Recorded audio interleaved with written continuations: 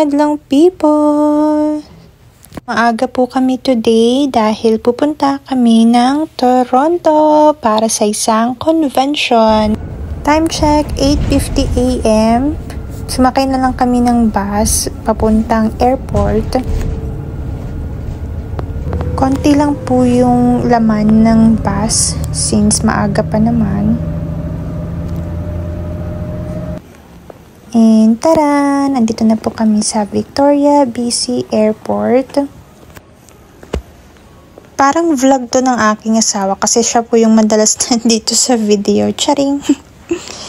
Hey, meron na po kaming plane ticket. Yan po yung view sa labas. Ang tataas nitong mga taong to. Or talagang pandak lang kami. Yan po, nasa loob na po kami ng eroplano. Pagkit yung aking asawa dyan. Hello! Guys, excited po ako dyan. Hindi lang halata. Hindi naman ako kasing gutom, pero kailangan ko lang ng chocolate. So, yan po. Meron akong baon na Choco Mocho. Choco Mocho, Bikini Man. So, pwede po kayong magdala ng snacks sa airplane. Hindi po muna ako dito mag-voice over. Okay? So, guys, enjoy the view!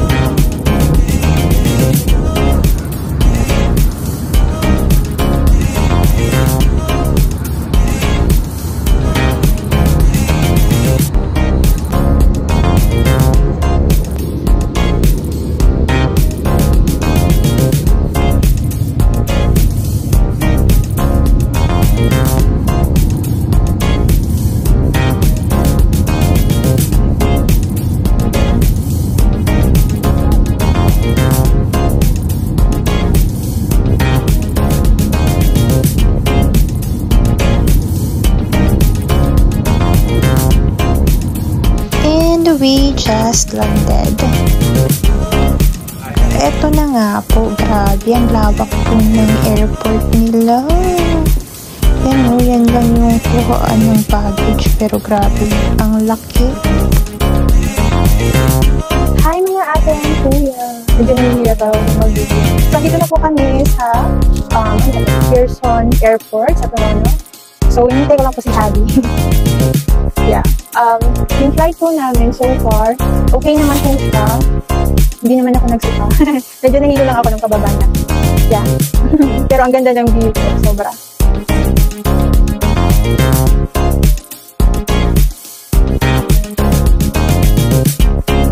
Most of the time, tulog ako. Tapos, pag maganda yung view part, pinagising ako ng style. O, diba ang sweat? So, bali po, yung time travel namin from Victoria to here is almost 4 hours. Yeah. And this time po, nagmamadali na kami pumunta sa labas kasi mimit namin yung sundo namin kasi mag-rent po kami ng car sa labas po ng airport. Yung name po is Economy Rent-A-Car, which is hindi ko po siya talagang nire-recommend. Bad experience po yung nangyari sa amin dyan. Una, hinihingan niya kami ng $1,000 deposit. Tapos yung empleyado nila is rude. Yeah. Pati yung mga kasabay din namin, nag-cancel din po sila. Kaya bumalik na lang po kami sa airport.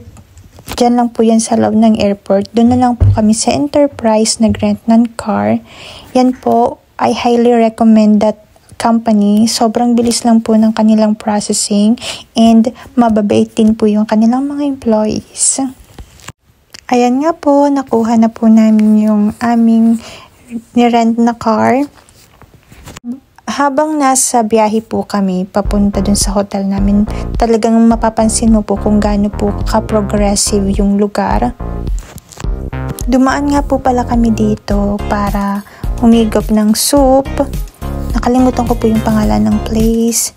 Pagpamanhin mo po yung aking mukha dyan at sobrang oily na po, pwede na pong prituhan yung aking pagmumukha. Charing. So, mag-stay po kami ng 2 nights and 2 days sa Marriott Hotel. Yun po yung pinili ni Mr. kasi meron siyang view ng Niagara Falls. And yan po yung aming room. Tan-tadan! Ay, ang tagal. Ang tagal buksan.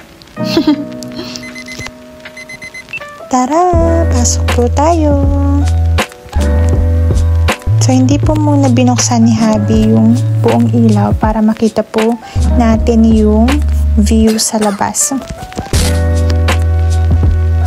So, ito po talaga yung dinadayo ng mga tourist dito, yung Niagara Falls.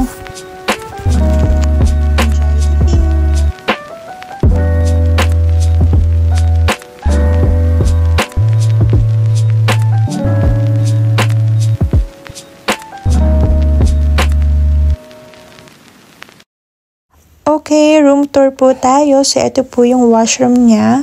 Meron po siyang jacuzzi na hindi naman po namin nagamit. Yan, andyan po yung kanyang shower. Maganda naman po yung room. Bed ko po siya. So, yung aming maliit na closet, king size bed. Meron siyang chair. Meron din po yung TV. Po sa Niagara Falls, nag-iiba-iba po yan. Nakabili na ako ng pass, ano ba yan? Nakabili na ako ng pass, dun may love sa sa Clifton Hill. So, 6 ata na yun? Na mga adventure churwa. Basta tingnan na lang natin yung ticket. Yeah. Excited for tomorrow. Matutulog na ako. Diyos ko. Ano na ako sa aking beauty rest, char. As if naman, every 3 a.m. talaga natutulog. Anyway, okay, good night mga madam.